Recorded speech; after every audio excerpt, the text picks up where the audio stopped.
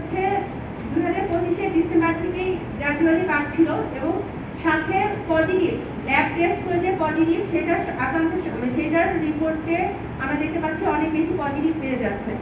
তো এই যে 2024 থেকে 26-এ এরকম আমাদের হঠাৎ করে এরকম যে একটা বেড়ে যাওয়ার কারণ এটা হচ্ছে আমাদের যেটা বলেছি যে আমাদের কিছু ড্রপ আউট ছিল আস্তে আস্তে জমা হয়ে এটা 2026 এসে অনেক বেশি হয়ে যাওয়ার কারণে এটা এখন আর যেহেতু এটা আগেই বলেছি যে এটা খুবই সংক্রামিত রোগ, একজন বাচ্চা আক্রান্ত হলে সে হচ্ছে 18 থেকে 20 জনকে সংক্রমিত করতে পারে, যেহেতু আমরা বেশি সংক্রমিত হচ্ছে।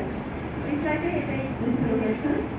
আর এটা আমরা বলেছি অলরেডি যে আমরা 95% কভারেজ করতে যাচ্ছি। আমরা এক ডোজ টিকা দিব এবং সেটা হচ্ছে 0.5 এখানে আমাদের এজ গ্রুপটা দেখানো হয়েছে, আমরা সেই বাচ্চাটাকে টিকা দিব না। আর এখন যদি কেউ হামে আক্রান্ত থাকে সে সুস্থ না হওয়া পর্যন্ত আমরা তাকে টিকা দিব না। সুস্থ হয়ে যাওয়ার পরে সে টিকা নিতে পারবে এবং সে যদি কিছুদিন আগে আমার টিকা পায় সেটা 28 দিন হয়নি সে টিকাটা নিতে পারবে না। আমরা এই ক্যাম্পেইনে যে টিকাটা দিব সেটা একটা এক্সট্রা ডোজ হিসেবে দিচ্ছি, রুটিন পেয়ে যে সে টিকাটা পাবে